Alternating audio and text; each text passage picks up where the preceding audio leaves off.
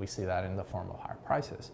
And also, I think structurally, the fact that there's only 10 pharmacies, again, it's much less than what we see in any other state of a comparable size. It just increases the distance that a patient has to go. Capital Wellness Solutions was the first dispensary to open in the state of Louisiana. The products were limited to tinctures and oils when they first opened, but after the legislature included inhalables in 2022, the number of patients dramatically increased. Thank you. Awesome. Thank y'all. My name is Randy Mire. I have been a pharmacist since 2007. We dispensed the first product in August of 2019, and we were the first pharmacy in the state to have a patient. So earlier on, when we just had tinctures and the physicians were having to be educated, we were ramping up the doctors joining the program so that they could tell patients about it. It was very slow. So to go from that to where we're at now today with flower and edibles and MDI inhalers, we're seeing about 4 times the amount of patients that we were then. We're so excited for the growth of this industry, especially as we're opening our satellite locations. We're looking at where our patients are having to travel to come here and where we can strategically put satellite locations for more access for patients. So the residents of Louisiana are going to see us go from 10 pharmacies to 30. So let's talk about your products for a minute. What do you give your patients? What do they have access to here? They have access to everything. So from flower to meter dose inhalers to edibles. You know, when we sit with a patient, we go through their chief complaint. So I would say that the main ones are usually anxiety, insomnia, wanting to sleep better at night, pain. It's amazing how many patients we help with pain management, and so many that reduce opiates. Get your license and everything and take care of it. So is this an example of the medication that you're taking? Yes, and this is hemp flower. I know it looks... Which one? All of those. This is a CBD flower that is dusted with Delta-9. The Delta-9 is psychoactive. The only difference is this has medicinal benefits and I'm not using it for intoxication. You helped advocate for the implementation of this medical marijuana bill, but none of the medications you're taking are actually coming from Louisiana pharmacies. Why is that? Because I cannot afford them. It's either use the hemp-derived products, which do help, or move, or don't use anything. The prices for the end user, the patient, have come down considerably from the beginning. Really? Oh, absolutely. Why is that? More access. So now, since we've improved legislatively the testing labs, it's days for them to get product approved. Before, it could go months. It would sit in the lab for months before it would get approved, and then we would run out of product. So the price was higher then just because it was not readily available. The grows had to go through so many more processes to get it to us. And now that it's readily available, we do not see supply issues. The prices have come down considerably.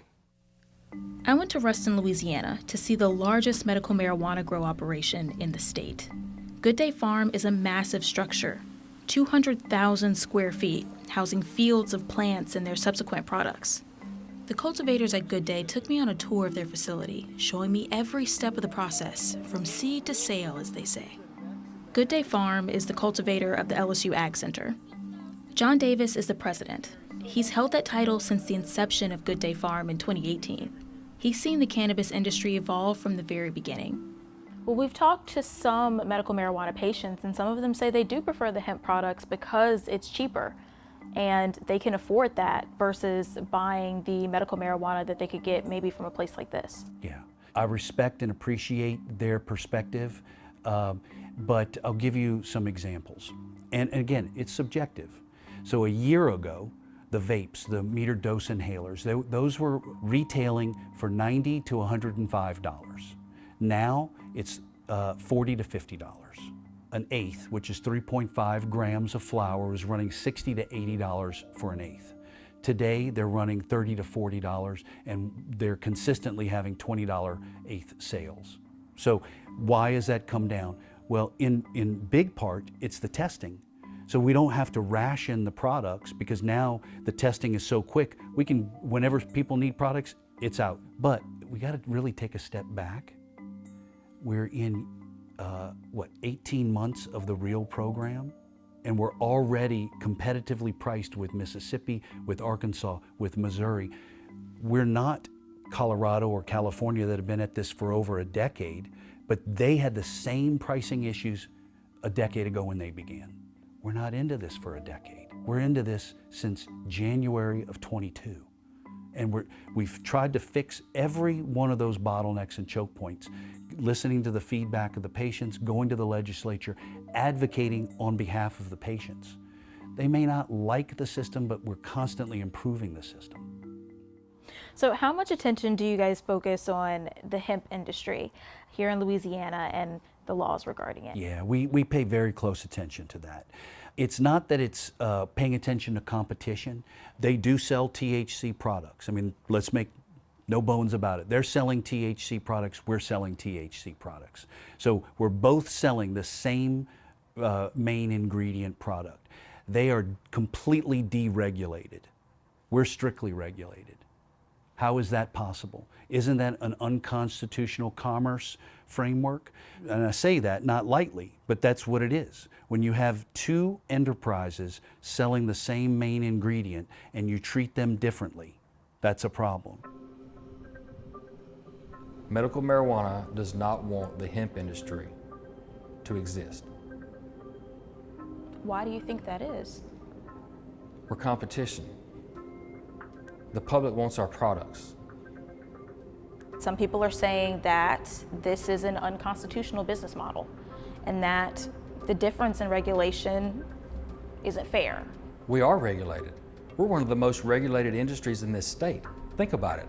Our laws have changed for the last 3 years, which means more regulation on our industry. Well, we've talked to some people on the other side, and they think that the current laws favor the hemp industry, especially because people don't need a recommendation to come in and get the products. They can just come in and get what they want. You know what? I would completely 1,000% agree with them. They don't need a prescription from us. You know why?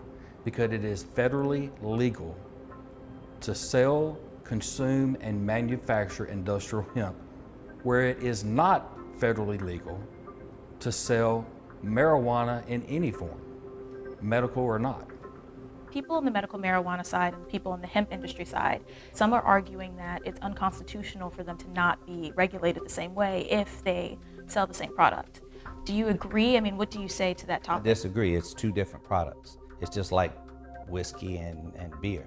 Two totally different products, and whiskey and beer are regulated differently as well. So I would say you regulate those products just like you would an opioid, just like you would a prescription drug, just like you would do anything else. You have to be specific in what you're doing. This is a hemp bill. It's a farm bill. This is something that the federal government said that is legal. Marijuana is not legal. Two totally different products.